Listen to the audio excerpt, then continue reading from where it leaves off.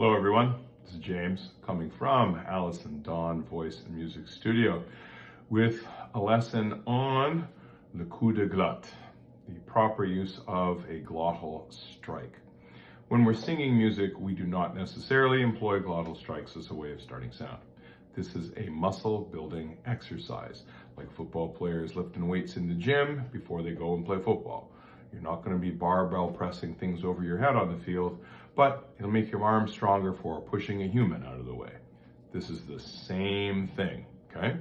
So to do a proper glottal strike, or a coup de glotte, as we say in French, you want your vocal cords to start off just a little bit too tight, and then you immediately release them to the optimal tension to produce a vibrant tone, okay?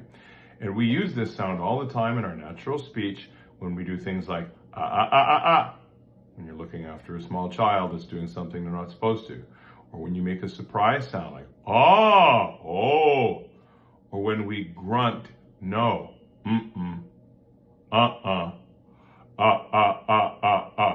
That little clicking sound at the beginning of our vocalization is the glottal strike, okay? And we want this to be precise, light sounding. It's not it's not a thud. It is a snapping sound. It's like a whip or like a clapping of hands. We want to do this with a wide open throat and pharynx. And so the sound I want you to do this on is halfway between an ah and an ah. You're going to make your mouth wide like an ah.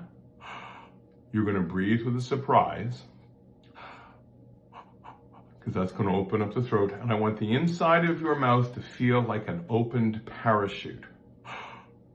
And you must maintain that shape the entire time. When you can no longer maintain that shape while trying to sing through these exercises, that's how you know you're done. When that shape breaks down and you can't maintain it. So we're going to sing a descending pattern, okay? And we're going to do it on an ah, like this. Ah, like a surprise sound. It's not aw, like in I studied law, and it's not ah, as in that fat cat.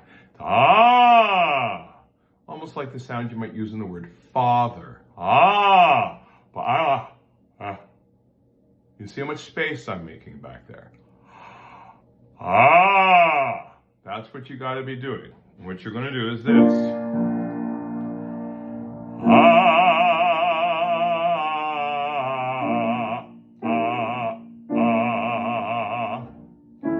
And each of those lower notes has to go It's not ha. There's no letter H. There's no movement from my larynx. You don't see the larynx go up or down in order to make the sound. The larynx, the vocal folds, just close and then release to the right tension.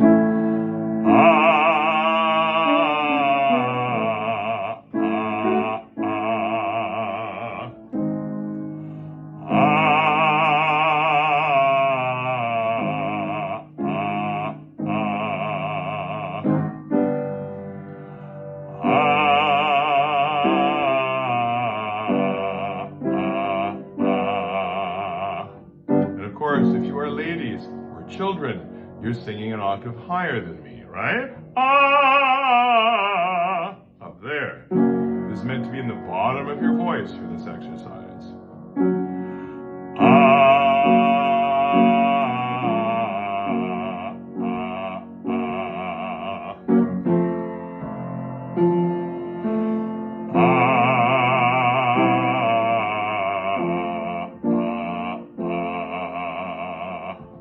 You can't keep the parachute shape, you are done.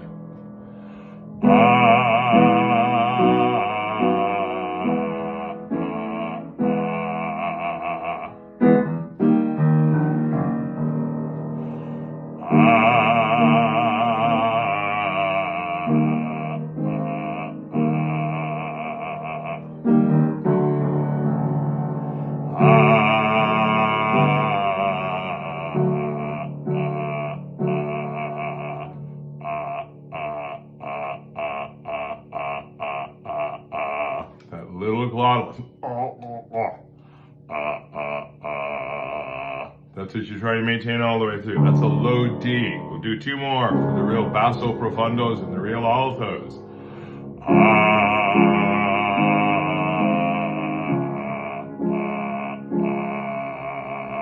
You'll notice my jaw is down and back.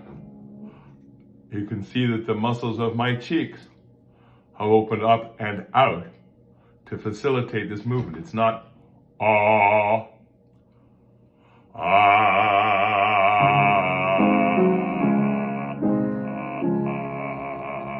and down to a low C.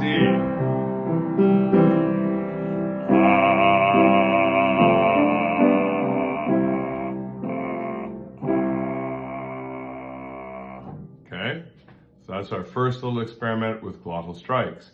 If you're getting overly fatigued, don't do these unless you are doing them with your teacher, assuming they know how to use glottal strikes and know the correct sound, okay? Don't do these without some form of supervision from someone who knows what you should be doing.